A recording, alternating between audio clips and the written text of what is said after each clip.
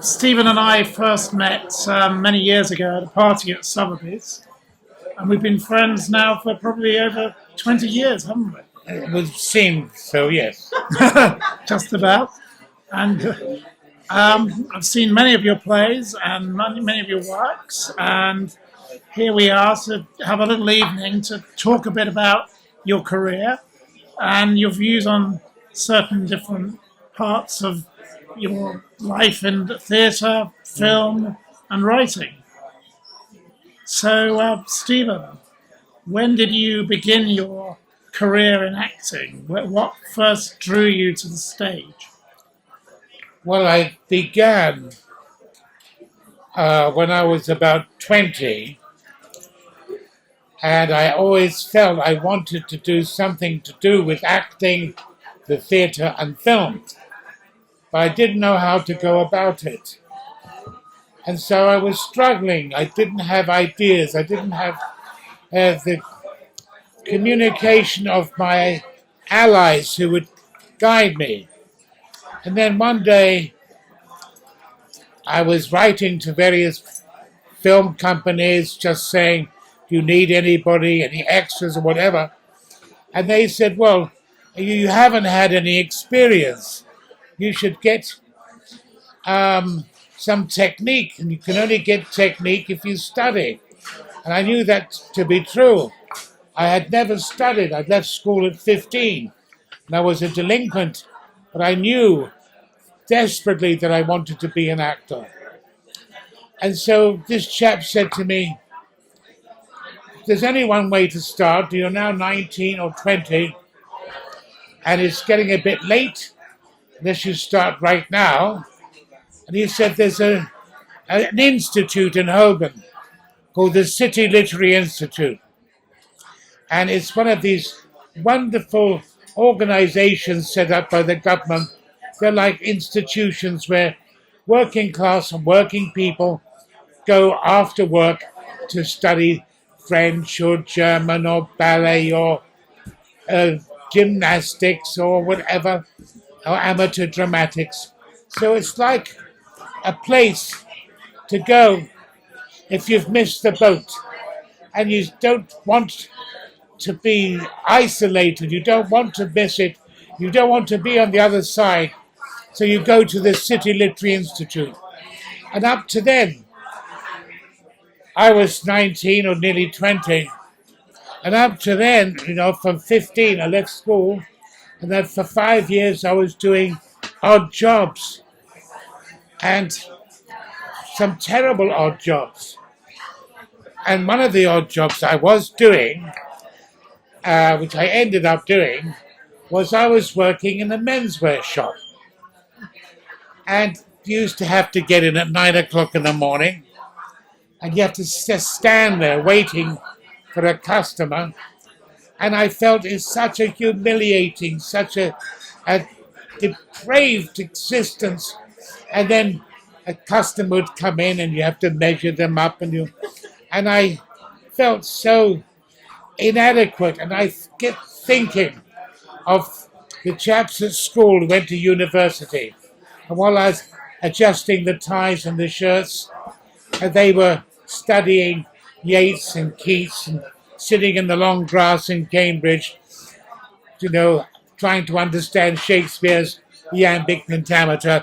And there I was saying, nice tie to go with it, sir.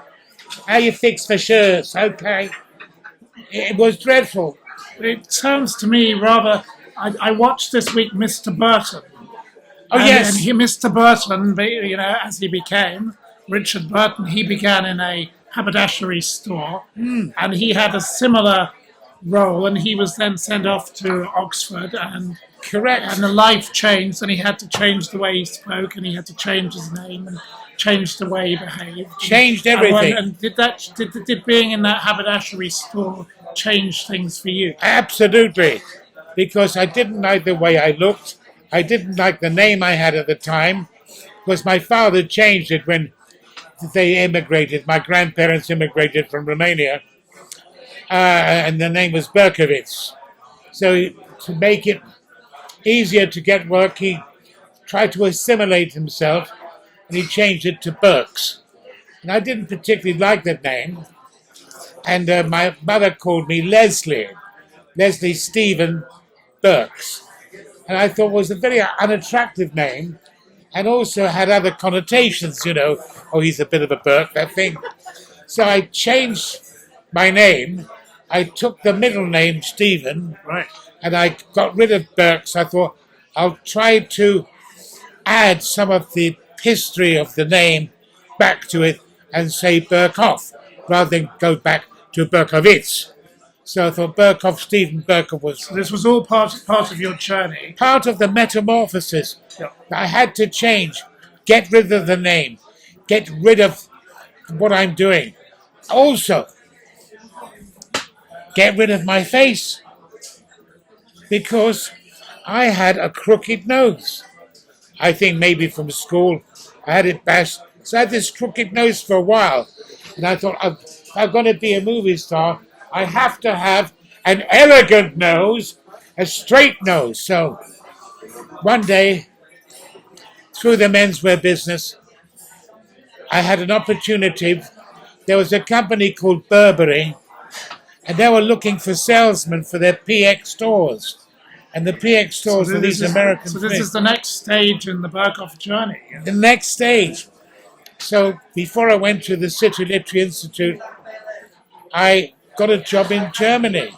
And there I saw a plastic surgeon, and I borrowed the money from my mother. So I changed my face, my nose, my name, everything. I just had to get So it was rid of it. a complete transformation of Completely. character. Oh, yes. And then And you also had a stint in New York along the way, did you not? that was when I was 11. When you were 11, yes. Yes. Because my family lived in, they all went from Romania and Russia to New York, but my father and mother went to London, and then the war broke out, so they didn't join them. So after the war, I was 10, and they decided to join their family in New York, which is a great, great adventure. And I went to school in New York, in the Bronx. So God knows what could have happened had we stayed. But we came back. And just to finish the first section, I went to the City Literary Institute. I've been working in menswear shops for 5 years. I had, by that time, maybe nearly 100 jobs. And I was just Did you last very long at any of those jobs? few 100 weeks. jobs? a few weeks here, a month there, a day there. I'd lasted no time at all, except I had one or two good, pleasant jobs, but I felt frustrated because I wasn't learning. So when I went to the City Literary Institute, I said, how much is it? It said £5 for the term. I paid my money, and they started in September. And I was working at that time in King's Road at a shop called John Michael's. And incidentally, Look Back in Anger was playing at the Royal Court Theatre. That's a curious coincidence. Anyway, I went to the City Lit, and I stepped in the classroom, and I saw the people standing or sitting as we are in seats on four sides. And they had sweaters. They didn't wear ties or collars. They looked casual. They looked free. They looked artistic. And I suddenly felt, oh my God, I'm home. This was your new freedom. Freedom. Oh, absolutely freedom. So that's how it started.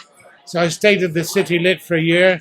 And tonight we have with us Alexa Chago, whose father was the Webber Douglas acting school, and you spent some time there. I Is that did. not correct? And with alongside people like Anthony Hopkins and others.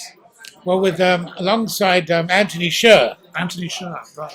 and Terence Stamp, they were in the same class, and a beautiful lady called Samantha Eggar. And so, after being at the City Lit, the same young actor I knew said, well, you still will find it difficult to get work unless you go to a full-time drama school. You can't just go part-time evening classes. That might help a bit. You have to go to a full-time school.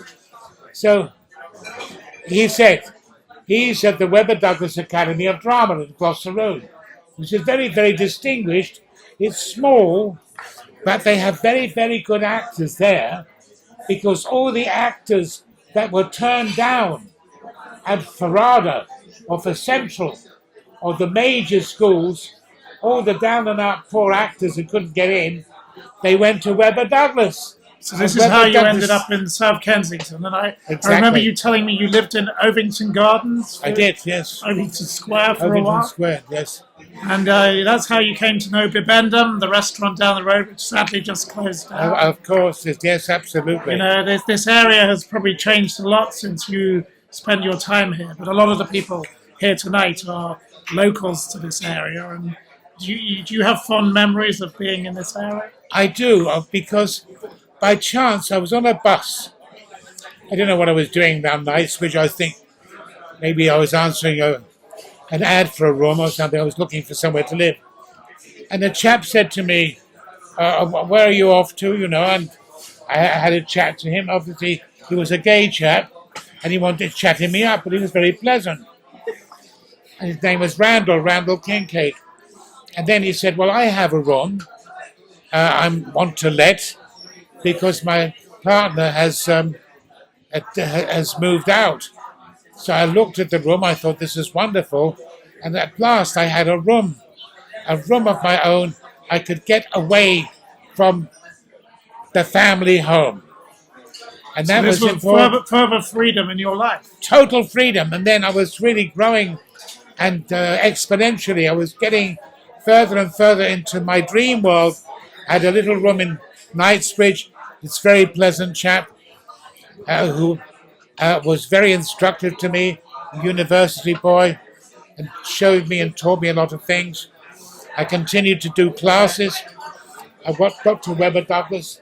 But how I got there was quite interesting, because this friend of mine, Murray, he said, try, because it's a very good school, but they have an overpopulated with girls, and they really would give a scholarship to some young men. So go along and have an audition. So there's a man there, I think his name was Rossiter. And I'd been for a year or so at the City Literary Institute, and then I went along and did my audition. I did a bit of Hamlet and a bit of a modern play. And he said, yes, we can take you for the year, because I said, I've already done a year at the City Lit, and I was impatient. He said, we can take you, but can you afford, at least for the first term? I said, yes, of course, I'll do anything. I'll work nice days, I'll do anything. He said, well, and I was learning all the facts and figures of living in a cosmopolitan society, and they told me that the government actually gives money, the council, to applicants. I thought, they give money? It was astonishing to me. He said, yes, I will recommend you. And then you write to the London County Council in Westminster and make an application. So right away, I phoned up, got the forms in, and the form said, your age, experience, how many degrees you have, how many A-levels, references. What? References. Oh, more than that, more than references, but mainly concerned with the exams you've passed, A-levels, O-levels, degrees, and I had nothing. I thought I had no chance. And I suddenly thought to myself, I'm on a little bit of a roll here. I'll make an attempt to be totally frank. So I thought, I can't say I haven't passed any degrees, I haven't passed any exams, I haven't gone to any university. I'll tell him what I've done. I said, dear sirs, I've had nearly 100 jobs in the last 5 years, which have been absolutely appalling, but the way I could earn money. And then from when I was 15, I got into a little bit of trouble, and I was put into a prison, or a young man's detention centre. A borstal. Borstal, yes. So I went to Borstal for 3 months. And then when I came out of there, I went from job to job to job to job. I have no examination. I have passed no papers. I have no degrees. I have nothing. But let me tell you what I have. I have a passion to make myself known as an actor which is unequaled. I will do anything. I will kiss the ground. I will kiss the ground where you walk if you give me the opportunity, because I believe in this. I believe in myself. And I have to tell you the truth. This is what I've done. Sent it off. Then 2 weeks later, I had a letter from the Greater London Council. Opened the letter. It said, "Thank you for your very candid application. We will request you to come to the county hall and do your audition and be interviewed at such and such a date." That date, 2 weeks' time, I got up very early. I went to the county hall, Westminster, walking around, doing my auditions. And then I went in, and I remember I did the opening speech of Richard III, and I also did the gentleman caller from the Glass Menagerie. And then I talked a bit about what I'd like to do, how I see myself. And when I did the speech to them, "Now is the winter of our discontent," I looked at each one of them as if I wanted to show them, not to scare them, but to prove to them that I am so earnest. So waited several weeks. Then I had a letter, and it said, "We are pleased to be able to offer you your full money scholarship for the Webber Douglas Academy of Drama, plus we will give you a living allowance." I thought, what? A living allowance? And furthermore, to obtain this, you'll have to go to the Westminster Bank in Piccadilly, where you will receive a checkbook. A checkbook? I've never seen a checkbook. My mother never had a checkbook. A checkbook. So I went to Piccadilly, to Nat West. I said, "Excuse me, my name is Steven Berkoff. Do you have?" He said, "Yes, we have here's your checkbook. Here's your signature wanted here, there. And then I started then my first day at the Webber Douglas Academy of Drama. This young lady is the daughter of the boss, Ralph Jago, so it's quite extraordinary she's still here. So I started at Webber Douglas, and I was never more thrilled in my life. I had changed my life. I had changed my purpose. And I was at Webber Douglas from the age of 21 to 22. So this was the journey of Steven Berkoff from east to west. Correct. And obviously then you subsequently wrote the plays East and West, and they're very, very different in their context. But your journey from there, how did your journey then go on to Hollywood? Well, I stayed at the Webber DD for over a year, and then the last week of the last term, we were asked to prepare pieces, works, auditions, because agents would come in and they would pass, they would examine you and pass you or not. And so I did my usual auditions, and then there was one agent who took me on, and he had an office, very typical office in Cambridge Circus. His name was John Penrose, and he said, "We have a job for you. I mean, you just left drama school. You did a year. But you can be an ASM, which is an assistant stage manager, and play as cast." And they were doing a play at the Finsbury Park Empire called View from the Bridge. And you can play as a part in it. You are playing Eddie or Louis the Longshoreman. You're playing Louis the Longshoreman. and you're doing the ASM, getting all the set ready, putting the tape together so the music comes on the right cue, mustn't miss it. And I thought, and then we're opening at one of the largest theatres in London, the Finsbury Park Empire, which is colossal.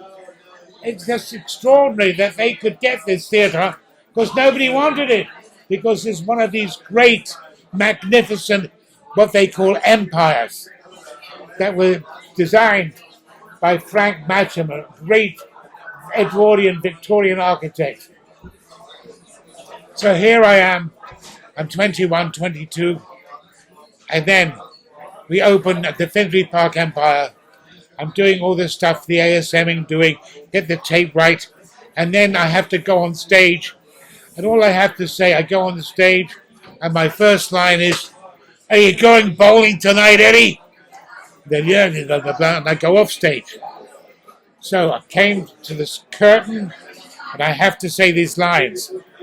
As I walked across the stage, I could barely walk. I had like frozen. I couldn't look to the right because that's where the audience were. I just had to keep, and I saw ahead of me mid-stage was Eddie. I had to get to Eddie to say, "Are you going bowling tonight, Eddie?" And I was nearly frozen because I've never seen anything like this theatre in my life.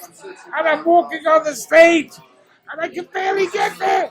And anyway, so I did that for a few weeks. And didn't you say that as a child you were actually very, very shy? Oh, yes. You were actually a very shy man, which, speaking now, you are quite the opposite. But, no, I am still very shy. I'm still very shy. I'm very shy. I get very nervous about silly things. But when I'm speaking about something I totally believe in, the shyness gradually disintegrates. Yeah. And as you believe in something, you become exalted by it. In a quote to I think The Guardian, you said, "When I write about the working class people, I do so in ways that reveal them at their absolute magnificent worst." Yes. And you've played all sorts of different characters, but your characters are generally very raw and emotional and a bit, direct. And how is that comes from your own personal experience or learned experience or a combination? Or what inspires you most? Well, what inspires me most is that I was born in the East End of London, and I was brought up going to a little local elementary school, and there were just little rough kids, and the people in our street were quite working class, poor, but they never complained. They always had such a vitality for life. They were so overjoyed just to get the smallest pleasures of life, the most wonderful bits of food from the butcher that he would give them a bit extra. They had fun in the street. They knew how to play games. We went to the parks. Everything was a joy. The bomb sites were wonderful because we'd climb over the bomb sites and explore looking for all sorts of bric-a-brac. So the bomb sites were, especially when it was snowing, and it was all lit up like a beautiful winter wonderland. And so that gave me a feeling that you don't complain about anything. You don't won't moan. You can't whine, because that was how I was brought up. So that gave me the attitude that when I wasn't working, I couldn't whine about it. I couldn't go begging to my family, say, "Daddy, give me more money," or something. You had to do it and find a way to do it yourself. That's what I did. So a lot of the characters you've played from that part of your life, from the East End, are the villains of the East End. Did you encounter such real-life villains as a child? Or did those villains come to meet you later? Obviously, when I came to one of your plays, I met one of those villains, Mr. Richardson. Oh, yes. With you. But did you meet such people growing up, or did you meet them later in life? I actually met them by chance growing up, because they didn't have anywhere else to go except the East So End. this would be the Crays, the Richardsons, Yeah, absolutely. Mad Frankie Fraser, All of them. all of those people. Yes, I knew all of them. And how did you find them compared to how they're portrayed on camera? Well, I found them quite charming, many of them, and quite fascinating, with amazing sense of humour. But the only way I met them is because when I was 14 and I was starting to mature, I was starting to become a man, I was starting to become aware of the opposite sex.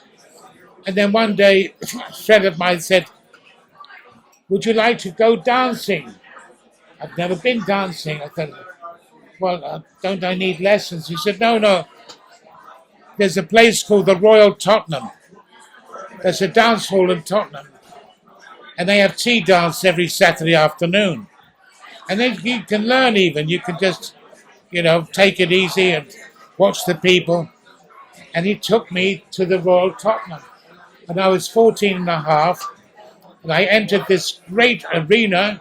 And it was the most astonishing, absolutely fascinating palace. This extraordinary place. The music was playing. And there was these girls on all one side of the room. And people were jiving. And I hadn't learned to jive yet. And then, leaning against the wall, were these twins, the Cray twins. Because they never danced. Well, they were probably looking for other things. Well, they didn't want to dance, but they talked. So they were with their mates, and all they did, these cockneys, they talked. And I noticed a lot of the men talked. They were always rabbiting, talking about this, always making gestures. And I saw them there, and I was quite fascinated. But I was more interested, of course, naturally in the girls and learning to jive.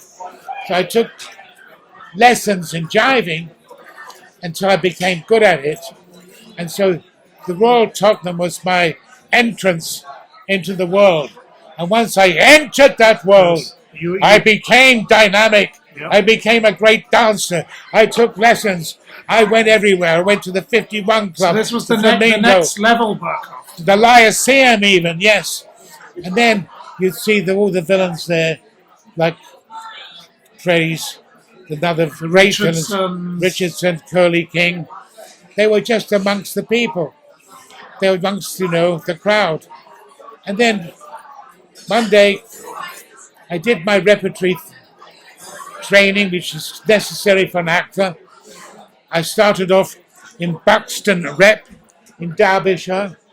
They have summer seasons, and in the summer season, you have to do one play a week for the summer, which is like 16 plays in 16 or 17 weeks. And that can give you a nervous breakdown. But if it doesn't give you a nervous breakdown, it makes you stronger. And you can face anything. Because if you can do a play a week for 17 weeks, you become a monster. You're fearless. You can do anything. So I did my rep. And I did rep in Buxton. Then I did more rep in Cheltenham.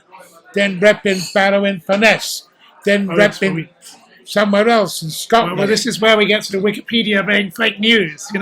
Wikipedia say that's where you started, Barrow-in-Furness. But obviously, you corrected me when I asked you about that. So yes, and there's a lot of fake information about you on the internet. And about it, all sorts of people in so your career history is not quite as it's presented online. Not quite, but I knew a lot of the people I was at drama school with, like the lovely guy called Terence Stamp. As soon as he left, he did one or two little plays, as I did, an ASM or whatever, and then he got picked. Very good-looking boy, and he got picked for a movie called Billy Budd by Peter Ustinov. And suddenly he was in the movies. And he went from movie to movie to movie, and he was riding an amazing, maelstrom of success. But I didn't want movies. I wanted to learn about acting. I wanted to learn about playwriting. I will stick in the theatre earning £9 a week for 5 years. And then one day I had a very good part in London where I was very successful, which was called The Zoo Story by Edward Albee. And I had great reviews. And then I thought, as I was doing plays, some were good, and it was mainly learning to communicate, to move, to work with other actors, to understand them, to embrace them, to love them. You had to show that on stage. So this is how the concept of Berkovian theatre came about. Exactly. Because you actually said, when I started studying, I was enamored of actors who use movement to enhance the language. And, your theatre your style is physical, total, and expressionism, is it not? That's absolutely right, yes. Yes, it was. So you actually went against the grain of the way other people were putting on things. That is so totally correct. I went against the grain because I was in rep, maybe somewhere like Cheltenham or I forget where else, Chesterfield. And we've got to have plays and we're blocking the plays. You move down left, you move down right, you sit, you go to the drinks table. There's always a drinks table. Did you find at that time in your career, because you were from the East End of London and many of them were probably very middle class, like the people who were dealing with Richard Burton, they kind of went, oh, you do as you're told, or did they encourage you? Were you a novelty to them, or were Total novelty. Because although I was from the East End, I refused to have a Cockney accent. I had an elegant voice. For Cockney in the East End, I spoke posh. And how did you train yourself to get that accent? You went to see things, or you spoke with people? No, because obviously there wasn't television in the. There was the war. The war. What was the way? Because of the war, our house was bombed, and just by chance, because during the great Blitz of 1941, when Goering did 68 consecutive nights of bombing, every night we heard the sirens. So like, oh, amazing sound. Like dinosaurs are chasing you. We heard this, wow, that's it. And my mum would gather me up, and my father would gather my sister, and we'd walk down the road to Whitechapel Underground, and then sit in the underground with a blanket, as far as I remember that. And then in the morning we heard the siren, the all clear, which wasn't so severe. It wasn't so, it was more like that. So there's the all clear. And then after about 20 nights, the sirens went, I'm asleep. This is what my mother told me. Sirens, when we heard this, and my mother goes to get me from the cot. Wake up my sister. My father said, oh, it's been 20 nights. They're not bombing Whitechapel. They're bombing the docks. They're bombing all the warehouses. They're not bombing, and they didn't bomb much in Whitechapel. Let him sleep. That's not. Every night, oh God, we can't go down the stairs with a pram, oh God. But my mother's much more pessimistic, and she said, you never know. We've got to go. So that night, according to her, we went, slapped down the streets, slapped down the stairs, into the street, into Whitechapel, down the steps again. And then in the morning we heard the all clear. We got up, out of the station, went to 124 Whitechapel Road.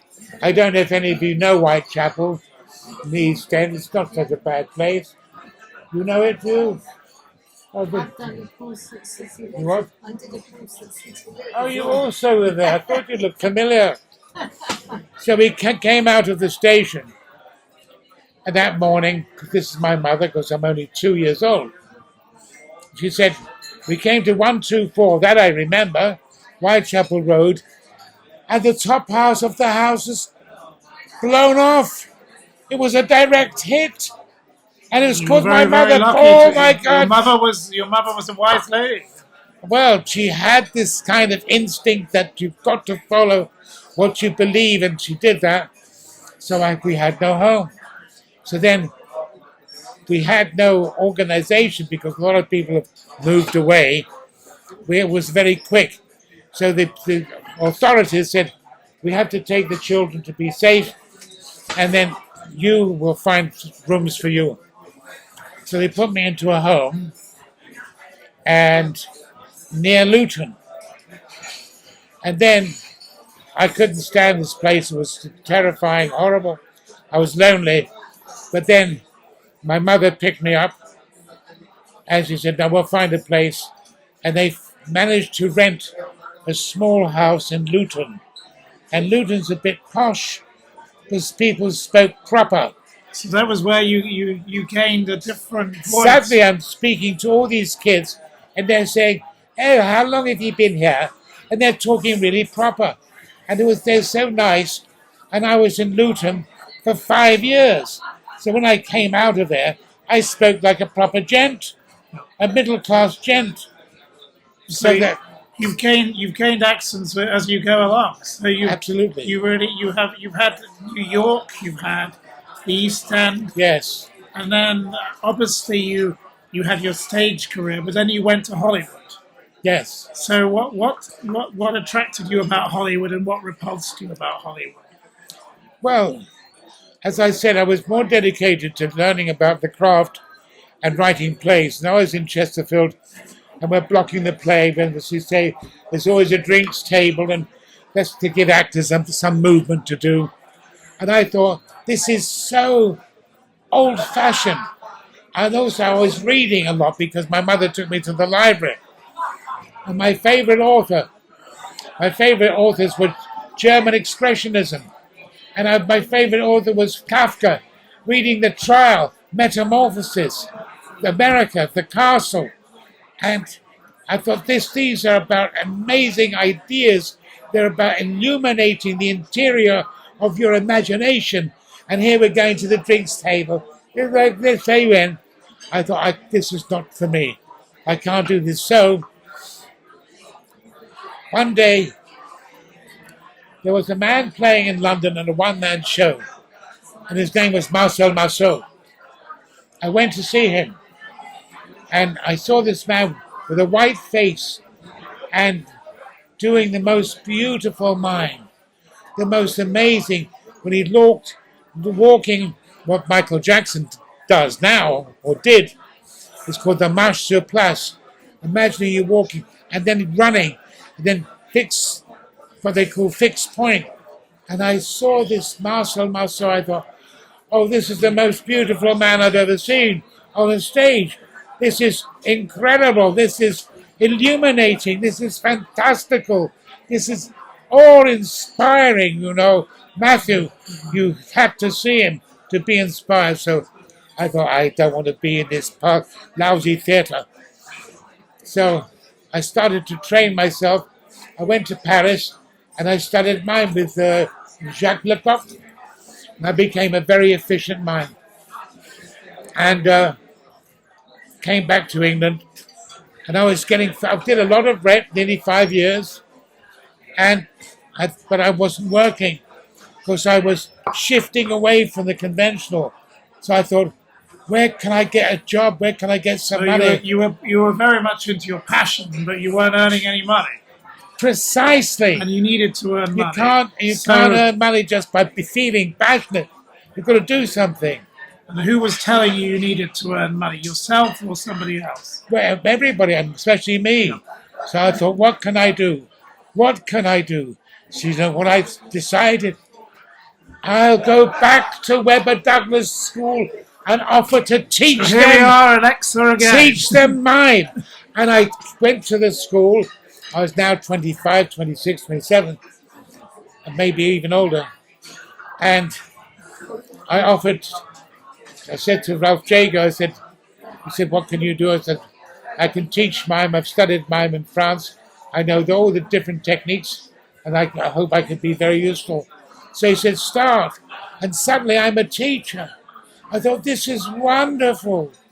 First, I'm a little dirty old little menswear salesman, but now I'm teaching the mysteries of theatre at a drama school. Woo woo! And then I did that. Then I thought, well, I learned from teaching. I learned how to direct. I learned how to teach gesture. I learned about form, ensemble work, how to use people, how to make actors live, not use expensive sets, not use loads and loads of phony props that you need, and having actors stand there holding a spear because the director doesn't have a effing idea what to do with them. You always had your own way of doing things. Well, I thought... You are a disruptor, essentially. No, because you have to create and use the body. The body is the most beautiful thing. Use the gesture. Rather like the play you did with the man who becomes the dog, and the dog drags the man. And that's right. I remember coming to watch that, and I think of the old Vic with you, or whatever it was. And I played the dog. You could do anything, because once you understand the mysteries of movement, the world is open to you. And then suddenly one day I thought, I can't keep doing these crappy plays, John Osborne and whining and Harold Pinter blabbing. I want to do something unique. So I thought, for my first production, I will do the most amazing novel of all time, called Metamorphosis by Franz Kafka. It's about a man who changes into an insect, and I will put this on stage. And I will choreograph it, and I will make it. It took me months and months and months to work it out, but I did. And then I mortgaged my house to raise the money to rent the Roundhouse. It was the middle of summer. Nobody was going to the theatre. But we opened it, and we were biting our tongues and biting our fingers, thinking, hope the reviews will save us. And it was so hot, we had hardly any audience, very, very few bookings. But then, excuse me, I need a bit of water. But then, on the second week, Harold Hobson came from the Sunday Times. I'm exhausted. Harold Hobson came from the Sunday Times. And he gave us a review to die for. And a photograph. And of course I played the Beetle. It was quite challenging because I adapted the story. I turned it into a play. I cast the actors. I directed the play. I found the money. So I did more or less everything, because you had to in those days. So we did it, and we had very small advance. I was in danger of losing my house. And then Harold Hobson from the Sunday Times, I don't know if any of you have ever heard of him, gave me the greatest review on earth. He said, this man does something which I can only imagine someone might have done, like Henry Irving. In the Victorian time, was a great famous actor in The Bells. And when he did a very extraordinary act, and he compared me to Henry Irving, and suddenly the box office, the phone was almost rang off the hook. It didn't stop ringing all day and day after day after day. So you get another transformation in your career. Total, but we only had 1 week left. But we were packed for that week. So this was an example where a critic did you some good, but you've had your rows with the critics over the years, haven't you? When they have been mean. Yes. Because when critics have been stupid, they're mindless, moronic idiots. who I don't remember I understand. wrote a letter to one on your behalf. Remember You did, all those you did. years ago. It was, You did. you know, the critics they can either make or break something you're doing. They can. And they can be very And destructive. be nasty and be hideously insulting and ghastly. I wrote a play which came from my heart. I thought, I've got to write plays. I'm not getting enough work as an actor because I've gone against the grain. So I started to write plays. So I wrote play after play after play. And I started with a play called East, and I wrote West. And then I wrote Crash, and I wrote Decadence, and I wrote Messiah. So I became one of the most sought-after playwrights. And what about Sing the Belgrano? And Seek the Belgrano, Sing thank the you. Belgrano, yes. I think that's a And all the young people loved me. The young people would write to me. I said, oh my God, we're studying you. Suddenly I'm being studied at drama schools and universities. Well, yeah, you are in the dictionary effectively for certain types of theatre. You are a defining key. I'm a key figure of the drama, yes. Key figure. What about your career in Hollywood? Because some of the people who are here tonight are very much Bond fans. Yes. And they definitely are interested in your Well, I'll time tell you in what happened, Octopussy. yes. What took you from the stage to Hollywood and into the Bond category and things like Rambo and all the other things you did in those early 1980s Yes. period? Well, how it happened. I was writing, the odd play here and there, some successful. And then I wrote a play called Greek, which is my adaptation of the Oedipus legend, which is quite wonderful. It's a masterpiece and was turned into an opera. So that's quite nice, quite heady stuff to feel your play is now an opera, Not everybody can get that. And then I directed very, very good actors in it, but I wasn't in it. I was thinking, well, I can't be in everything. And I had these very, very good bunch of actors doing Greek. So I thought, I want to write something for myself, a two-hander. And I called it Decadence. And I did this play. And it's a very, very luxurious language and about two couples.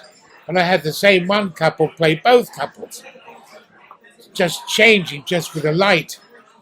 And then somebody came, who was from New York actually, and came to see it. It was at the Arts Theatre, and said, would I like to play this in America? And I thought, well, that's a nice opportunity. So we took Decadence to Los Angeles, and I met the producer, this woman. And being American and LA, they're all a little bit cheap. They're not like us. They don't have that refinement. They're a bit kind of gutter snipes. Gauche. And she said, oh, well, we've got a theatre for you in LA. It's 99-seat theatre. It's called Equity Waiver. That equity waiver means you don't pay anybody equity rates and that you do a 99-seat because that's the lowest you can do that you're allowed by equity. So I said, I played in a 300-seat theatre, Decadence. We want a proper theatre, Miss Lowenberg. Please. She said, well, why don't you try it out there first? So we opened at this shitty little theatre, but it was exciting. Suddenly, I'm in Hollywood. I'm in LA, in a back street, way up Santa Monica Boulevard. All the gays used to run past the theatre every night. It was a nightmare, but we did it. And the reviews were quite good. They were not astounding. They were a bit bemused. Then one day, were you again a novelty to the people there? Or? Maybe they found it a bit unusual. I wrote it in verse, and I was playing this, but I did get some good reviews. One day, I thought I tried to get some casting, they to see you in the equity waiver. They're casting a film called Beverly Loves Cup. And the chap playing the lead was Eddie Murphy.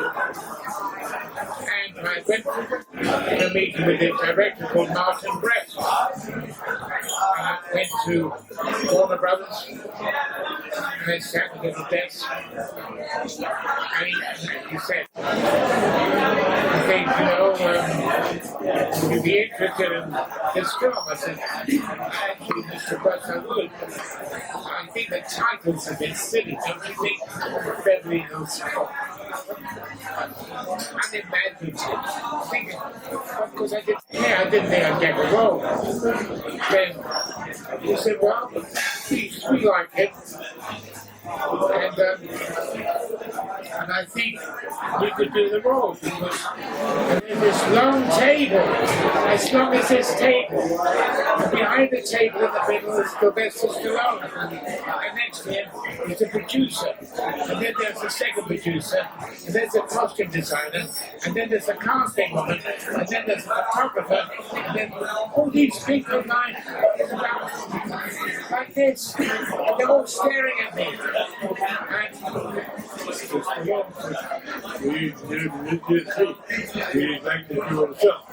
I said, yes, I would very much. Now, I had seen Sylvester Stallone earlier that year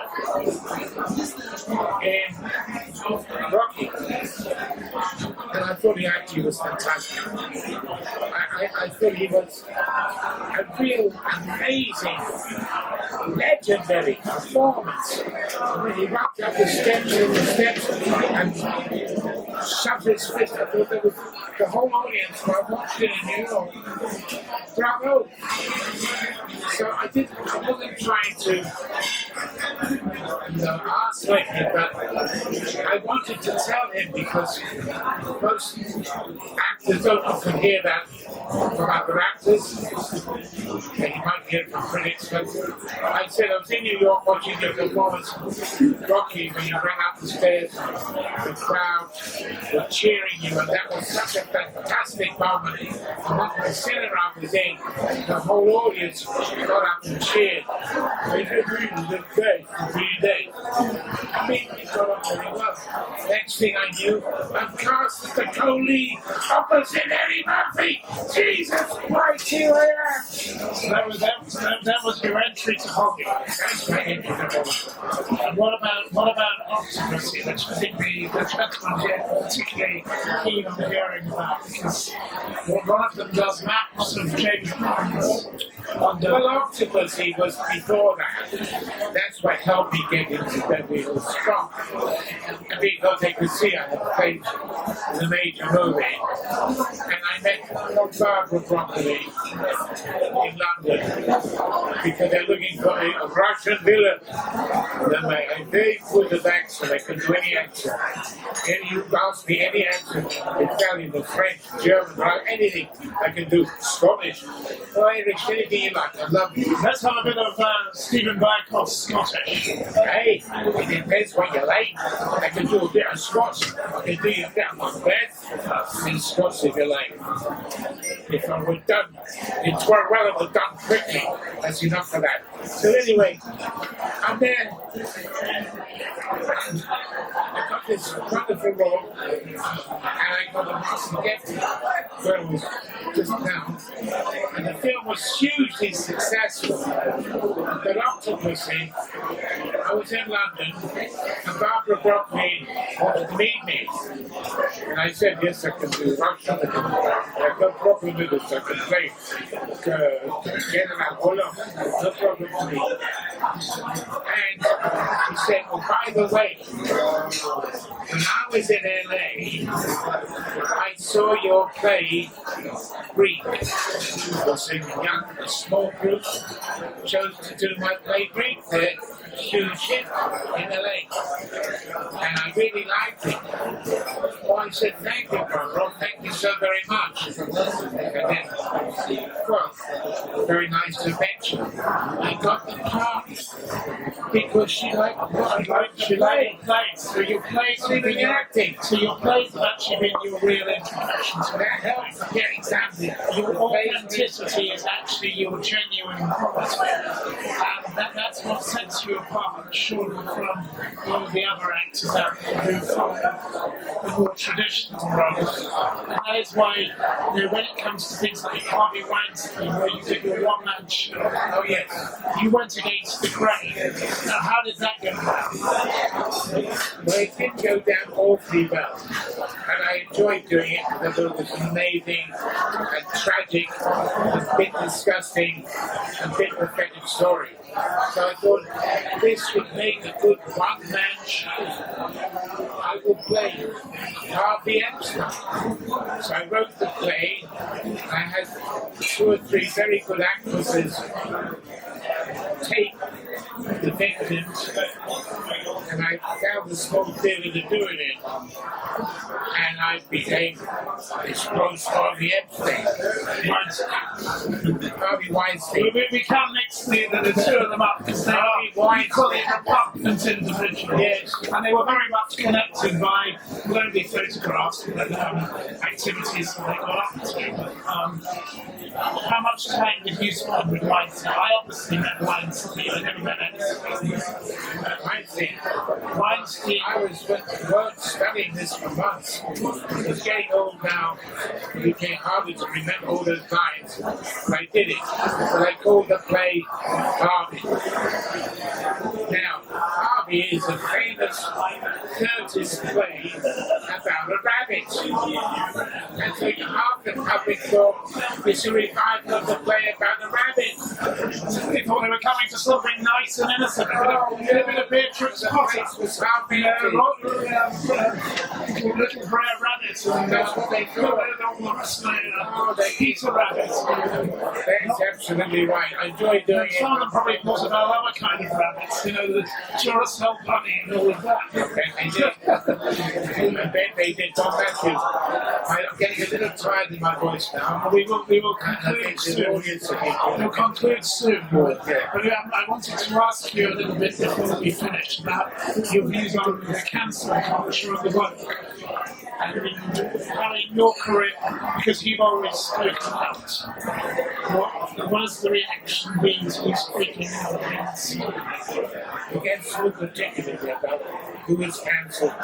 The likes of Kevin Spacey, the situation with another associate of Epstein, those kind of people, and the situation with the BBC, who you described as producing broadcasting garbage. Yes, it's fun. And Benedict Cumberbatch, who said was more hello than No, he is very good. He's very good. I don't have too much of an opinion, but he's a shame the BBC is a great organisation. But what they were doing, I think, was putting the 2 separate speeches together of Trump was to show his real self. They weren't doing it to trick him. They were doing it in a way to expose him, to show what he was really like. and they shouldn't they be more honest about the way they did that at the time. They should have done. Of course. And they got caught out, so admit say sorry and They move on. should have had their fingers wrapped, but you don't get rid of someone. It's like the cancel culture is not something It's so silly. You're getting rid of a highly educated, cultivated governor of the BBC, a man with 10 degrees, a man with 6 languages, a man who has such ideology, and you get rid of him over a punk. So I totally agree with you. But, he has the power to cause havoc, and that is something he Yeah, absolutely. I don't care for that. And before Kevin Spacey, it's just a shame that he didn't allow his sexual appetite to override his sense of decency as an actor, a career, and to not jeopardize when you had a wonderful career. So before we finish, I think some of the audience might like to ask a question. Has anyone got a question for you? Then we can talk over dinner. So I think there's a gentleman there who I have no idea who he is. He's looking. Yes. Well, I've seen myself. Okay, well you need you. It's sort of strange. It's a bit like my youth. You have to speak into the Yeah, I never met Marcel, but I saw him in Paris. And I met Peter Bleksley, and I dated his house. And I grew up around Absolutely. Is it working? You talk into the top and hold it a little closer here. And I'm a painter, and I had one of my first jobs was as a dresser in Delphi Theatre. Yeah, so long ago, but I just was around Soho for my youth, and I also started my first job at 15, like you. And I did a course at the City in You look familiar. yes, in period dancing and jewellery. Oh, yes. The dancing. And your question? Well, I was like, how vital was the West End for your transformative roles? Because there are parts of your life that I can relate to, and I remember that you had decadence in all the theatres there, and that time was so important to me when meeting characters like Francis Bacon. How transformative was Soho for you at that time? I think very, because I had never seen anything like it in my life. And when I first lived in London, I was living in Whitechapel, then we moved to Manor House, which was adjacent to Stamford Hill, which is quite a more colourful area. Then the young boys we used to mix with used to go to the local boys' club. Then one day one of them said, "Have you ever been up west?" Up west? Well, that sounds exciting. I've heard about the West End. The expression was, why don't one day we go up west? Get a bus all the way to the West End. Jesus, that's a bit nerve-wracking. Can we do that? He said, yes. Because I know I've got a lot of time. We get a number 15 bus from Aldgate and we go up west. And then I saw this West End. It was a different world, wasn't it? It was my friend Arthur, who I think you met with me, he ran off a cafe in Dorset. And he always said, I always said, why do you always come to the Brasserie in Kensington to drink on Saturday? He said, I don't drink in my manor, so they won't know my business. And that was why people wouldn't work. They can have a different life, totally different part of life. Absolutely. And you did that with your move from the east to Knightsbridge. East gradually to the West End and gradually got to know it. And gradually when I got my first play on, I got the first play on in the West End, which is at a theatre which has been kind of altered and pulled down, which is the Regent. It's called the Regent Street, Upper Regent Street. But then I had my other play on. I started in a small theatre like the King's Head or the Arts, and then I had metamorphosis on at the Roundhouse, and then after that I had played Fetch at the Garrick, and then I had my one-man show at the Gilman Festival with one man. You've had more plays in Edinburgh than many other people. Probably about 20. Yeah, you were in the top league on Edinburgh Festival. And here, top league, and all the now every year when you went to the Edinburgh Festival, I used to look up how many young groups are doing my plays. And then you say, oh, this one from Bradford is from Manchester doing east. This one doing west. This one doing Messiah. This one doing. So everybody's doing my plays. Now, last year, I looked at the Edinburgh Festival, and nobody was doing my plays. Well, they may be doing them again next year. You know, you've still got plenty of time to go. Let's do anyone else have another question? We've got a question over here. A quick question. Yeah, so I'm from Sweden. So first of all, I just want to pass on regards for you from Maud Adams, Christina Wayborn, and Mary Stabby. So they all worked with Steven on Octopussy. Maud Adams. Maud Adams, Christina Wayborn, and Mary Stabby. Oh, lovely. I know that. They pass on regards for you. Thank you. No, I just wanted to ask if you have any anecdotes that you want to share about the filming of Octopussy. It could be about anything. Octopussy, no, I don't really. Because a lot of actors, especially when they go on TV, they always have these amazing anecdotes. And I don't have an anecdote about Octopussy, except the last day, Roger Moore playing Lee, playing Tom, and I had no communication with him or scene. But at the end, as the Russian man placed the bomb, and now I was telling him what is going to happen. We're in the train, and I said, carriage, yes. And I was telling this the bomb. When you wake up tomorrow morning, I will tell you this will happen. So I was going over my lines that day. I couldn't remember my bloody lines. Because although it's Roger Moore, he is an international star. He is world famous. I got a big stage fright. I kept going over them. They won't stick in. And I thought, I had the scene to do at the end of the day. And I have another hour. Over. And I did some exercises.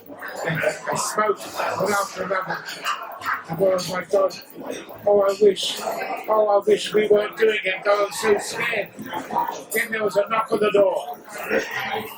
And there was a stage manager. He said, oh, excuse me, Mr. Berkoff, the director sends his great apologies.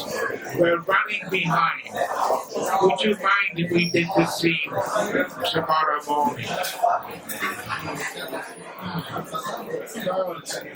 God has looked down. You've been saved. Oh, God, thank you, God. Sometimes God makes himself appear in the most terrible moments. So the morning came, I had a good sleep, and then I wasn't so stressed about the lines. And I got into the railway carriage.